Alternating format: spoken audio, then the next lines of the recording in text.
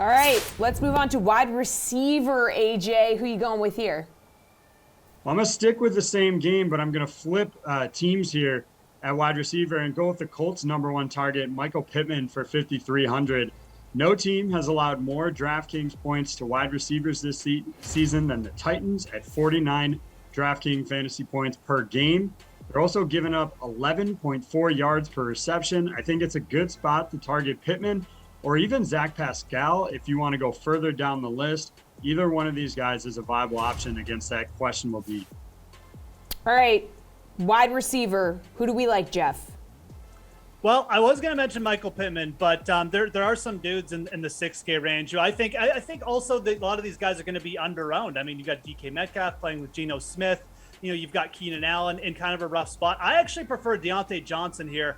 Cleveland, for how good their pressure rate is and how good their defense can look at sometimes, they can also just come apart at the seams. And you look at Deontay Johnson. I mean, he is the Pittsburgh Steelers offense. It's the dude who's got 12 or more targets in 3 of his last 4 starts. I mean, we crave this kind of volume. I don't care how bad Ben Roethlisberger is playing here because he's going to throw the ball to Deontay Johnson 10 plus times in this spot. And as I mentioned, Cleveland, they can fall apart in the secondary a little bit. 9 touchdowns already to the wide receiver position. So I think Deontay Johnson at 6,700 isn't going to be super highly owned. But when you start to look at target share and realistically just what the Browns do good and what they're not necessarily good doing against, and that's sometimes limiting these receptions to high-end wide receivers, I think Deontay Johnson at 6,700 is a little bit too cheap, especially when you stack him up like who he's stacked up against in this range. So I think that's a play who you should really keep an eye on this week, especially for the big fields where he's probably not going to be that popular.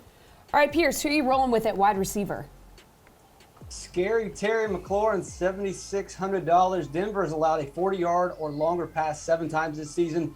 That's the worst in the NFL. McLaurin caught a 40-yard bomb last week, 7 catches for 122 yards. He also dropped a touchdown pass. You always worry about that with McLaurin, or just bad passes coming his way through Heineke.